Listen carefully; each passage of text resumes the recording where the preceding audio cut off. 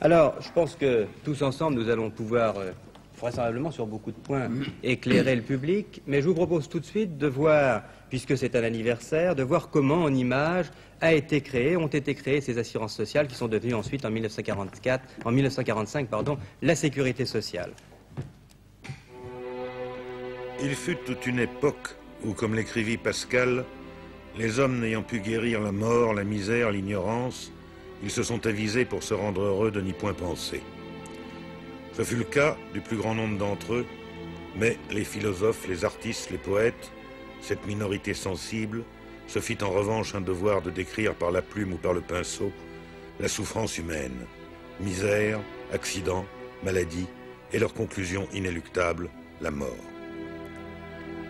Entre la description et le secours, le fossé était large et long à franchir. Ce fut pourtant chose faite sous le règne de Louis XIV.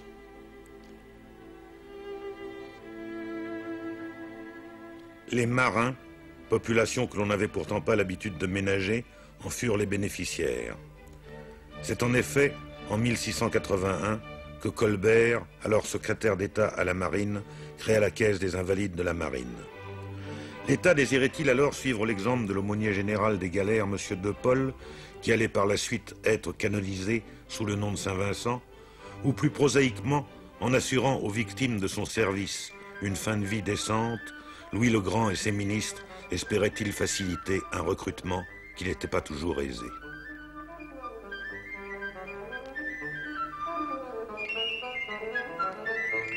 « 16 ans plus tard, l'Anglais Daniel Defoe publie son essai on Project, dans lequel il propose un système d'assurance obligatoire. L'auteur de Robinson sera suivi par Restif de la Bretonne, puis par le chimiste Lavoisier.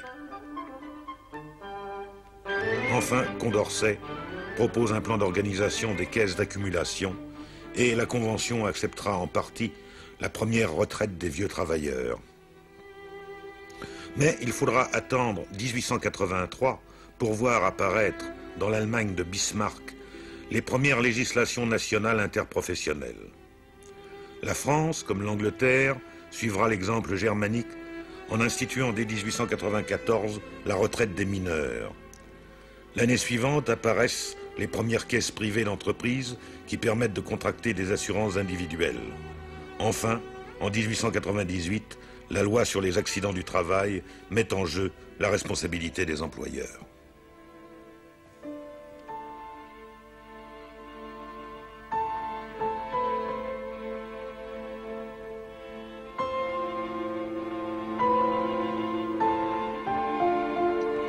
En 1909, le régime d'assurance obligatoire est institué pour les cheminots. En 1910, un système d'assurance vieillesse-invalidité est appliqué à l'ensemble des populations ouvrières et paysannes.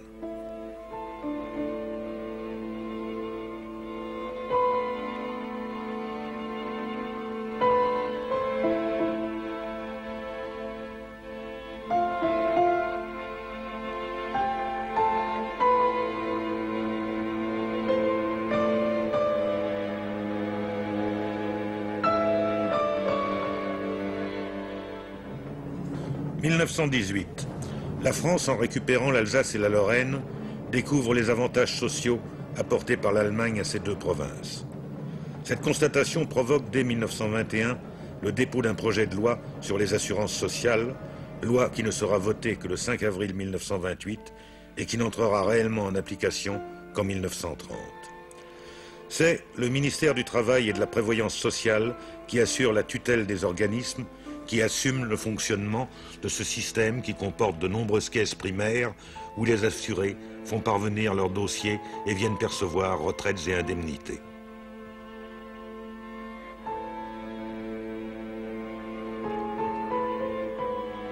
Un contrôle médical est assuré par des médecins dépendant des caisses dans des locaux aménagés à cet effet.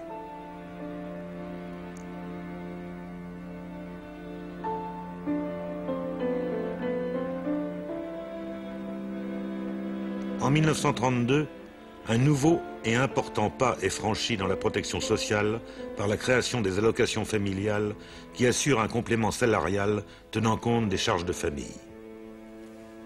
Ces lois complétée en 1935 puis en 1941, qui instituait entre autres la retraite des vieux travailleurs, demeurèrent la base du système d'assurance sociale français jusqu'à sa réorganisation complète en 1945. Entre-temps, des systèmes plus élaborés et plus cohérents étaient conçus sous la terminologie de sécurité sociale. Winston Churchill, dans la Charte de l'Atlantique, demandait l'extension de la sécurité sociale à tous, et la déclaration de Philadelphie de l'Organisation internationale du travail, adoptée en 1944, faisait état du même souci. Le plan français de sécurité sociale, prévu dès 1944 par le Conseil national de la Résistance, a été établi par les ordonnances de 1945 et mis en application dès le 1er janvier 1946.